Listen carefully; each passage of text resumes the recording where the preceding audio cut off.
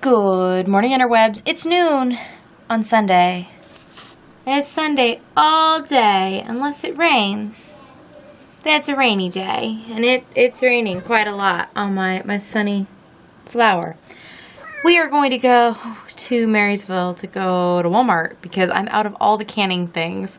I need vinegar and turmeric and pectin and sugar. Can't make jam without pectin and sugar, and I'm basically out of sugar, and I have no pectin. So that's what we're doing right now. We're waiting for the rain to lighten up just a skoonch so we can get to the car. And then we'll see what the rain is like over there. And then we'll come home, and I assume today's going to be a very low-key day because I have no energy today at all. Mental, physical, nothing. So, okay.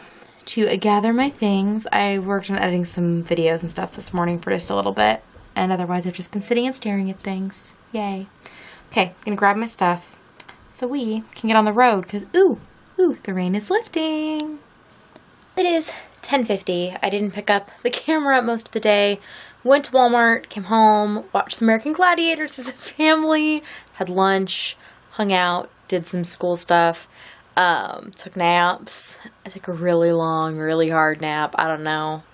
Today, I'm just not feeling super great. I think it's the storm that's coming. I don't know. But, anyways, then the kids have all gone to bed now. Steve gets up in about 20 minutes.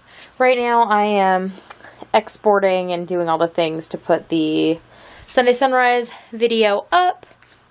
Other plans for tonight include making peach jam, labeling some jars for pickles that I made yesterday, so those can go to the basement tomorrow. Working on peach lip postcards for Patreon, and working on my shawl probably. Now, the first thing I'm going to do though is a little reset for myself. I'm going to go take a shower because I just need like a kick in the butt to get those things done, and a lot of those things need to happen in addition to my Sunday Sunrise needs to go up too. So, I'm going to go take a shower and hopefully perk myself up and maybe put on something slightly cozy-ish and get my evening rolling.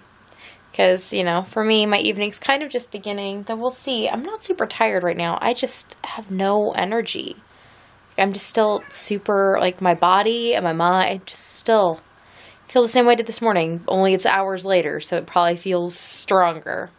Anyways, gonna take a shower and we'll see where we're at. Well, it is 11:45. Steve has left for work. I've obviously showered and put on my pajamas. Now, I have been looking forward to putting on something cozy, right? Because, like, I wanted that, like, warm, comforting, like, I've been wrapped in a shawl all day or wrapped in a Kea Pili Hawaiian blanket on the couch or whatever. And so I kind of been thinking about maybe putting on a cardigan or something, or even, like, a shawl or something. But turns out I got out of the shower and now I'm, like, hot. And now that I'm standing here making jam, I'm hotter. So I guess right now I'm just in our pajamas. But I wanted to give you all a little look-see at the canning that I'm doing right now. So I'm making peach jam right now. So right now there's like the stuff that goes in first with your pectin and stuff. I think a lot of you probably made jam before. And then here's the sugar that goes in afterwards. This is going to make quite a few jars, so don't comment on how much sugar's in here. But the one tip that I've found really useful is you have to keep your sugar separate. Ooh. Oh, it was my lemon juice bottle. Ooh, that scared me. So you have to keep the sugar separate till you heat the fruit through and it like boils, and then you pour your sugar in all at once. So you have to have it already measured out in a bowl. And I went through a number of different bowls till I found the perfect bowl a few years ago. So I like to use my KitchenAid bowl that has a handle, because when your puree is like super boiling and hot and, you know, dangerous, and you're pouring sugar into it, dangerous, that handle really gives you a lot of support. So I do like the KitchenAid bowls. If you don't have a KitchenAid bowl that has a handle, then like one of those large measuring cups that has like the glass ones with the big handle, those will work too. I've used that as well. But I do like the KitchenAid bowl the best. It also tends to hold the amount of sugar that I need. So that is just my little tip. And then the recipes that I use, actually all of my canning recipes come out of the Ball Complete Book of Home Preserving, and you can find this or its equivalent for sale in all the places. It's a good, reliable source, their recipes. There's a lot of different recipes, and they give you some different ideas for things you can make. Oh, my nose has been so itchy lately. I was noticing today when I was editing the vlog, I keep itching my nose. It has to do with the weather and stuff, but anyways. But yeah, there's lots of different options for recipes, and I tend to just have like a handful that I use all the time. And if you can, you will find that you will probably settle into a few. But like scallop squash pickles. Would I have ever thought to make those? Not really, except I had this book.